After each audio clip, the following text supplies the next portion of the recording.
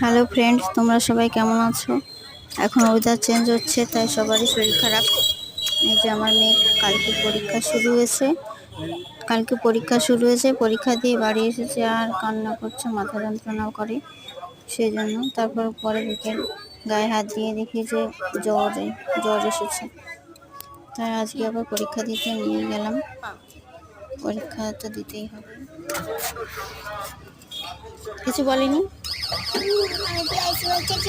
পরীক্ষা তো দিতেই হবে, তাই জন্য আজকে আবার পরীক্ষা দিয়ে এসে তারপর গেলাম ডাক্তার কাছে নিয়ে গেলাম। ওখানে 4টার সময় ডাক্তার আসার কথা ছিল, ডাক্তার আসেনি, তাই 5টার সময় এসেছে। এটা তো আমার ছোট মেয়ে কী করছে, সব জায়গায় হেঁটে হেঁটে বেড়াচ্ছে, ছেড়ে দিয়েছে। আমি এটা কিনে নিলাম 7 আপ, কথা শুনেই না, বলেছি খেতে হবে না।